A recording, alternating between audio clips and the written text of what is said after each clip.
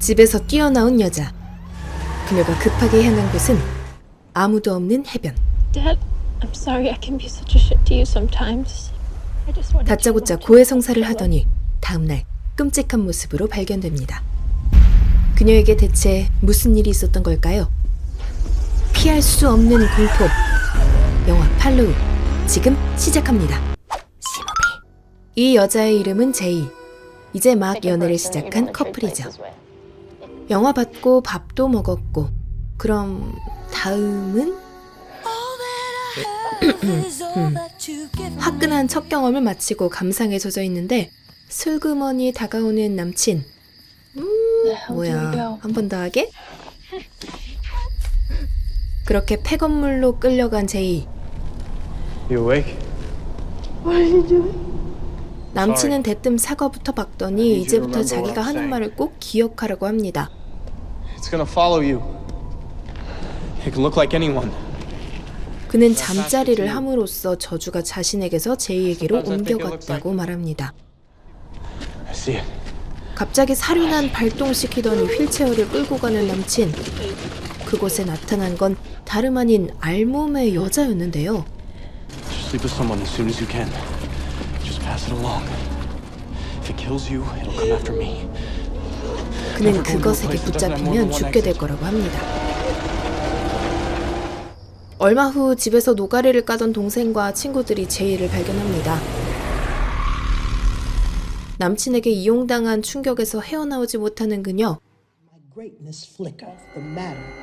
극심한 불안에 시달리던 제이는 곧 동생에게 사실을 털어놓고 He passed it on to me. Something was gonna follow me. 친구들도 같이 있어주겠다고 하는데요. 그날 밤 You can't sleep. Not there. 불침번을 서던 친구 폴과 둘만 있게 된 제이. 사실 둘은 서로의 첫사랑이었죠. You're my first kiss, you know. 이 와중에 연애 플래그를 꽂는다고?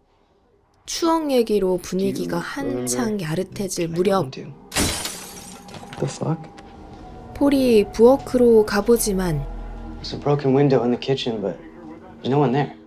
그가 경찰에 신고하겠다며 자리를 비우자 제이는 혼자 집안을 둘러보기 시작하는데요. 어우, 불 좀 켜고 보면 안 되니? 그때 깜빡이 없이 나타난 여자. 오줌을 질질 흘리는 여자를 피해 제이는 방으로 달아납니다.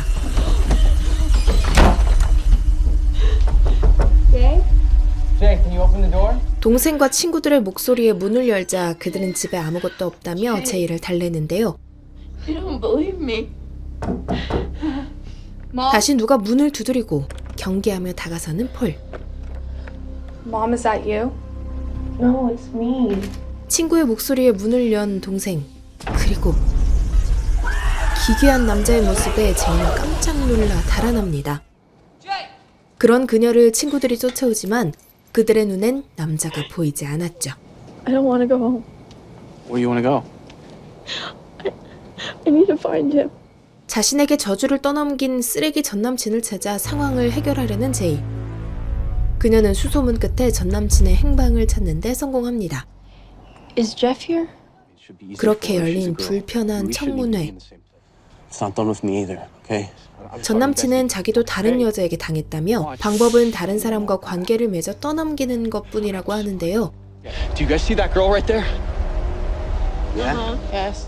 그 역시 평범한 행인까지 두려워할 만큼 극심한 공포증에 시달리고 있었죠. If you try far enough, you could buy yourself some time to think, decide if you want to give it to someone else. 저주를 남에게 떠넘기기 싫었던 제이는 글에게 별장에 몸을 숨기기로 합니다. 그리고 총 쏘는 법까지 배우며 의문의 존재에 맞서려 하죠.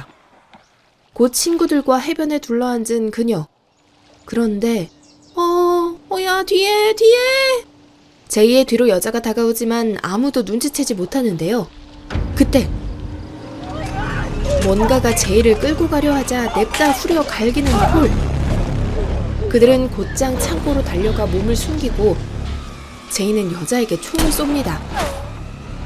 다행히 한 발 맞추지만 좀비처럼 되살아나는 여자. 제이는 창고에 숨어 두려움에 떠는데요.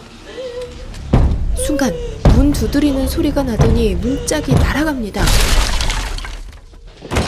What the hell are you guys doing? Don't open the door! What did you do to the door? 그때 갑자기 자리를 뜨는 그렉. 제이가 불안감에 다가가는데 Greg, are you okay? 여자를 피해 밖으로 도망치는 제이. 그렉의 차를 몰고 별장에서 벗어납니다.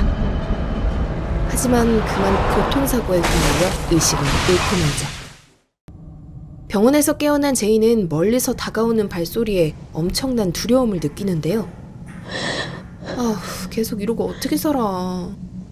결국 잠자다 눈이 딱 맞은 그렉과 뜨밤을 보내 저주를 넘기기로 합니다. Have you seen it? Nothing. 며칠이 지나도 아무 일이 벌어지지 않자 그렉은 제이가 신경 과민일 거라고 생각하는데요. 혼자만 별장에서 기현상을 못 본 탓에 조심하라는 친구들의 말도 한 귀로 흘려버리죠. She didn't make it up. We'll know sooner or later, right? 이런 놈들이 꼭 죽던데. Bye, Greg. 그날 밤 그렉의 집 앞을 감시하는 제이. 깜빡 졸음이 쏟아지던 찰나 한 남자가 그렉의 집으로 접근하더니 창문을 깨고 들어가 버리는데요. 하필 전화를 안 받는 그렉. 제이가 곧장 달려가지만 안에선 아무 반응이 없습니다. 그때 그녀를 돌아보는 여자. What the fuck, Mom? 그렇게 그렉은 허무하게 숨을 거두고 말았죠. 그렉이 당했다면 다음은 다시 제이의 차례. 그녀는 저주를 피해 무작정 도망칩니다. Paul. 얼마 후 소식을 들은 폴이 집으로 찾아옵니다. It's gonna be here sooner or later. You could pass it on. 폴은 사실 자기도 제이를 계속 좋아했다며 저주를 넘겨달라고 하는데 뭐야 찐사랑이잖아. 하지만 그렉과의 일로 상심이 큰 제이는 제안을 거절하죠.